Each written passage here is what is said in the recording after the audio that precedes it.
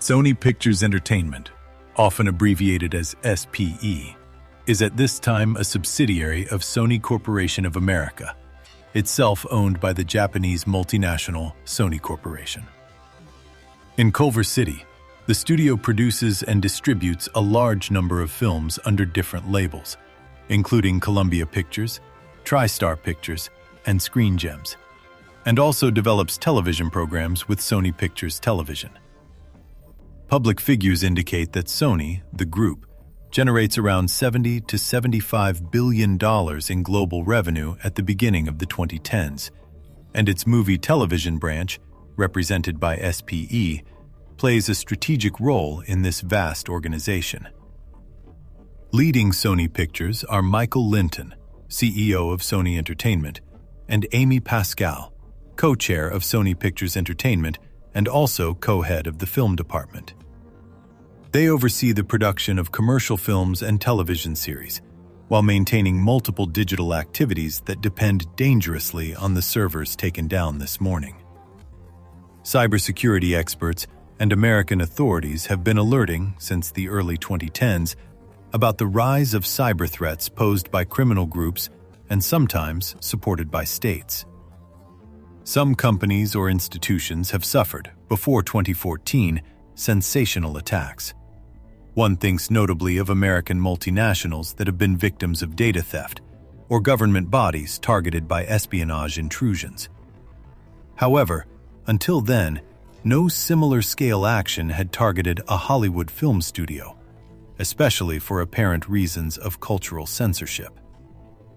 The FBI and the Department of Homeland Security regularly publish preventive reports, but Sony Pictures does not fear an attack of this type, at least not officially, and does not see the storm coming.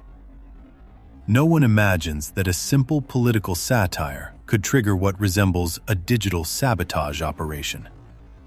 The film in question, titled The Interview, is conceived by Seth Rogen and Evan Goldberg, who directed and co-write the script with Dan Sterling. Seth Rogen also stars alongside James Franco.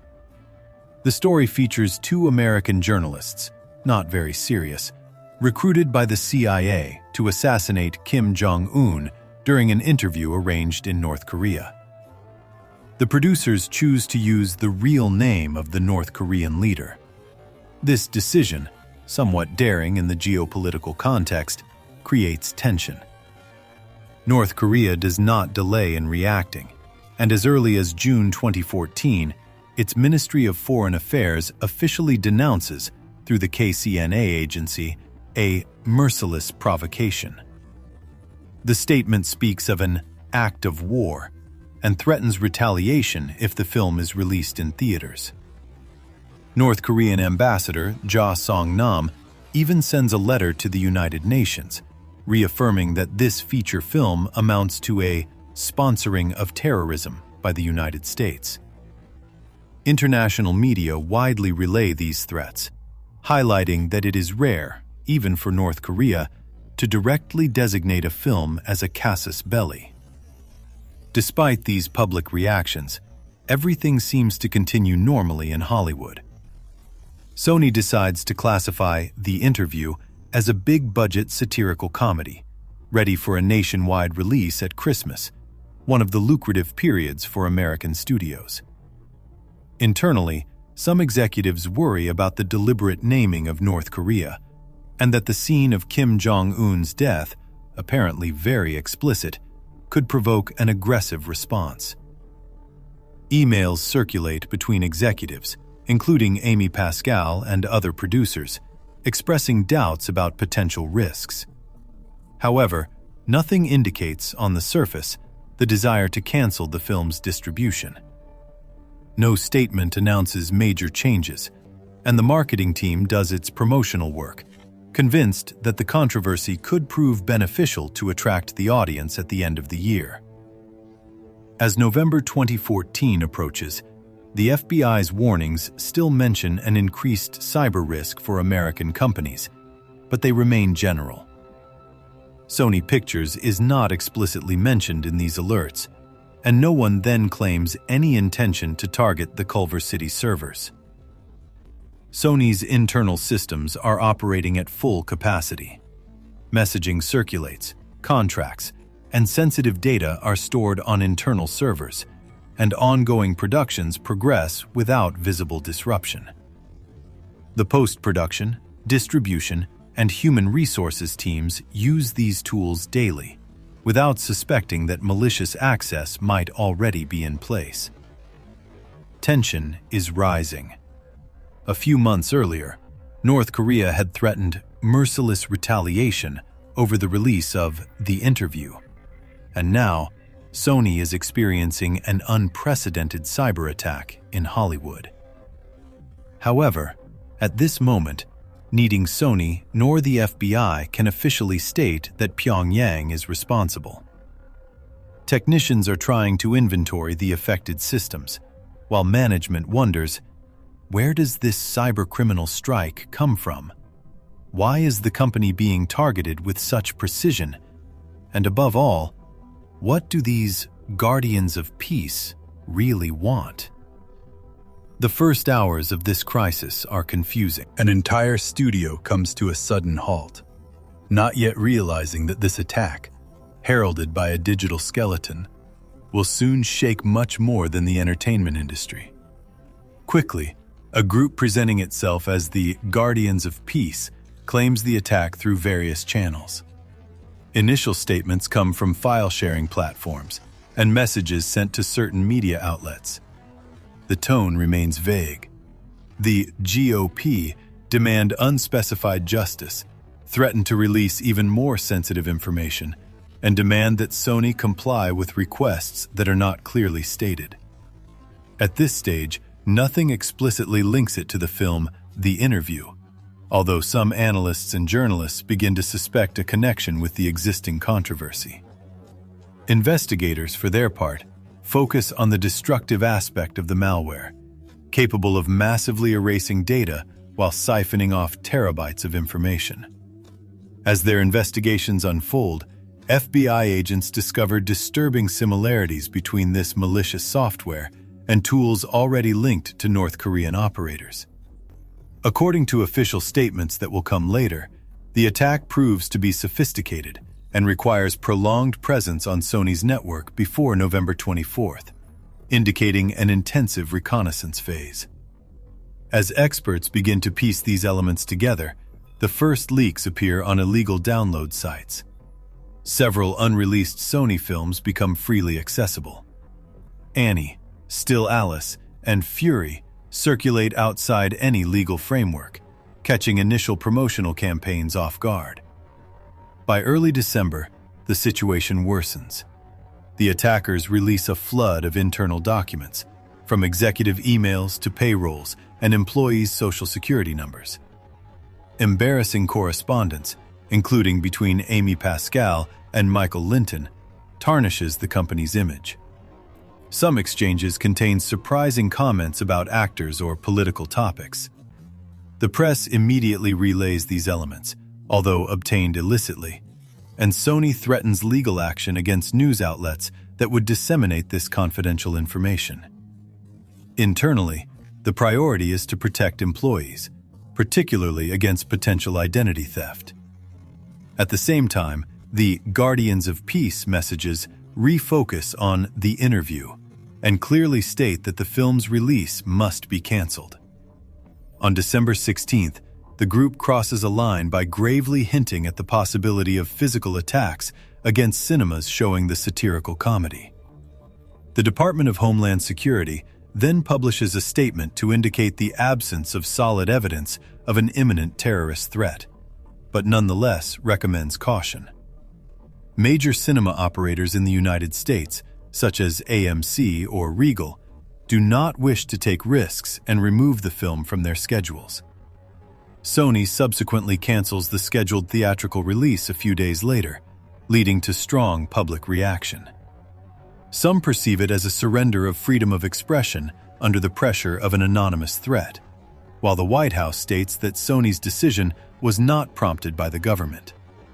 On December 19th, Barack Obama publicly declares that the studio made a mistake by backing down from releasing its work, even though he understands the complexity of the situation. Ultimately, Sony revises its position and chooses to offer The Interview in certain independent theaters, as well as on VOD on digital platforms from December 24th, justifying this reversal as an act in favor of artistic freedom. On the same day, the FBI issues an official statement attributing the attack to North Korea. Supporting this accusation, the authorities highlight the use of IP addresses and code fragments frequently associated with North Korean hacking operations, as well as signatures specific to known malware. Barack Obama confirms Pyongyang's responsibility and announces proportionate retaliations, without immediately revealing their nature. On its side, North Korea denies any involvement and even proposes a joint investigation with Washington, a suggestion quickly dismissed. Cybersecurity experts mostly support the version of North Korean involvement, although some doubt the solidity of public evidence. At Sony, the impact is strongly felt for several weeks. Production delays, difficulty managing daily operations in the absence of reliable IT systems, and an increase in complaints filed by employees furious to see their personal data leaked. Analysts mention losses and expenses in the hundreds of millions of dollars, including lawsuits and security enhancements. At the beginning of 2015, the U.S. Treasury Department imposes new sanctions against certain North Korean individuals and entities, an act seen as a warning on the international stage. In political and media circles, a debate arises about Washington's ability to deter other such attacks. The Sony affair then becomes a global warning signal about the growing threat of cyber incursions conducted or encouraged by states. Finally, at the very start of the year, observers note that Sony's reputation remains shaken. The fear instigated by North Korea is growing, and discussions are refocusing on defending freedom of expression.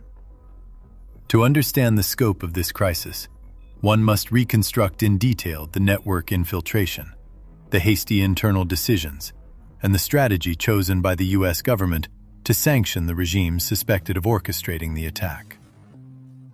In the weeks following the attack, cybersecurity teams appointed by Sony and supported by the FBI conduct an in-depth investigation into the technical timeline of the hack. They discovered that the attackers likely infiltrated Sony's network weeks or even months before November 24, 2014. During this discrete period, they mapped out servers containing financial data, film production information, personnel files, and internal email exchanges. Once this reconnaissance was complete, they proceeded to exfiltrate several terabytes of data, which were sent to external servers under their control, without anyone immediately detecting the operation. On November 24, they launched the final phase by spreading a destructive malware, often called a wiper, across a large number of workstations and servers, triggering the paralysis of systems. According to experts, this was a coordinated maneuver that caused heavy losses and made recovery complex. Despite initial suspicions about the intrusion vector, authorities do not publicly reveal all technical details, although hypotheses circulate about the use of spear phishing or compromised credentials to penetrate the network. Cybersecurity companies hired by Sony help analyze affected hard drives and restore the systems under the vigilant eye of federal investigators. The shockwave created by the attack deeply impacts Sony Pictures Entertainment. Early financial reports already mention significant sums allocated for network restoration and corrective measures. Estimates discussed in the media indicate losses potentially amounting to hundreds of millions of dollars. In its official communications, Sony plans to absorb these costs over several quarters, while emphasizing the need for better server security. Internally, the turmoil caused by the leak of thousands of emails and sensitive documents indirectly weighs on the leadership. In February 2015, Amy Pascal, co-chair of Sony Pictures Entertainment, leaves her position. The media mentions the controversy surrounding her leaked emails, even though the company insists that it was a pre-agreed transition arrangement. Nevertheless, the sequence of events makes it impossible to ignore the link between the damaging media exposure and this early departure. In response to the breach, Sony undertakes a thorough reinforcement of its IT security. Management announces new data protection protocols and internal policies, while reorganizing IT and cybersecurity teams. The company acquires more sophisticated monitoring solutions, funds training for staff to prevent possible further intrusions, and hires various external providers to regularly check the integrity of its networks. Observers note that these initiatives, while costly, appear indispensable given the scale of the attack and the sensitivity of the information held in the entertainment sector. Legally, many current and former employees are filing class actions, accusing Sony of failing to adequately protect their personal data. The complaints cite the company's negligence in password management, database backup, and intrusion monitoring. To minimize the risk of lengthy and costly proceedings, Sony is moving towards amicable settlements that offer financial compensation and coverage for credit monitoring services to prevent potential identity theft. The courts are examining the admissibility of each complaint, ensuring the demonstration of a concrete injury. At this stage, no criminal proceedings directly targeting the hackers are succeeding, given that the United States has officially pointed to North Korea as the instigator of the attack, making it difficult to identify the actual perpetrators. Meanwhile, the film The Interview is also facing the consequences of the crisis. Box office revenues remain modest in the U.S., as many major theater chains have stopped scheduling it amid a climate of apprehension. However, its release in video on demand and digital downloads is enjoying relative success. The public's curiosity, media buzz, and the desire to defend free speech are driving a large number of viewers to watch it online. The case has somewhat become a symbol of the confrontation between a satirical work and a threat of external repression. Some observers also highlight the responsibility of the studios and exhibitors who find themselves in a difficult position, caught between the risk of attack and the defense of freedom to express opinions, even through an irreverent comedy. In the long run, this episode encourages Hollywood to reconsider the potential geopolitical impact of certain sensitive topics. Discussions among producers and directors arise, questioning the necessity to seriously assess the risks of cyber hostilities when a film project tackles a foreign regime or leader. Several communication and marketing team leaders are now working closely with cybersecurity experts to anticipate potential vulnerabilities. Crisis management plans are established to address the possibility of new, large-scale hacks. On a political level, the U.S. government officially targets North Korea, imposing new sanctions from January 2, 2015. These measures aim at entities and individuals deemed close to the regime, although the concrete effects are difficult to evaluate given the country's already strong isolation. Subsequently, the American defense apparatus more explicitly integrates the North Korean cyber threat into its official reports to better anticipate other similar attacks. Officials regularly cite the Sony case as a revealing example of the damages destructive cyber operations orchestrated or encouraged by a state can cause. These government discourses also justify the strengthening of U.S. digital defense and deterrence capabilities. Gradually, the attack on Sony Pictures becomes a genuine case study. Cybersecurity specialists use it to illustrate the magnitude of losses such an assault can cause, whether technical damages or reputational consequences. University programs and professional seminars refer to it to emphasize the need to protect not only against the theft of banking data, but also against the disclosure of internal emails or industrial secrets. Many entertainment industry players then announce the tightening of their own systems, fearing the same fate. Large companies are equipping themselves with business continuity tools in case of an IT disaster, and are developing standardized alert and communication procedures. Despite a thorough examination of the matter, some gray areas remain. U.S. agencies do not publicly reveal all intelligence elements supporting the attribution to North Korea, nor do they disclose the full chronology of the initial intrusion. No one knows if secret negotiations are occurring between Sony and the hackers, aside from the threats broadcast through the media. Stolen data is obviously not published in its entirety, and Sony justifies this choice by respecting privacy and protecting confidential information. The attack remains an unprecedented episode in Hollywood history, as it aims to prevent the release of a film deemed offensive by a foreign state, while massively affecting the production, distribution, and IT infrastructure of a major American cinema player. Moreover, the amount of data uncovered reveals the general vulnerability of large companies to sophisticated cyber threats. The presumed involvement of North Korea shows that cyberspace can become a political and cultural battleground where censorship is exercised through digital sabotage. Today, Sony continues to operate, but under a management more attentive to cybersecurity and the possible repercussions of each project. The interview ended up being released, but under conditions deeply disrupted by the fear of attacks and the initial interruption of its theatrical release. The affair still serves as a lesson to studios, governments, and the general public, reminding us that the line is thin between entertainment, diplomacy, and security in an interconnected world.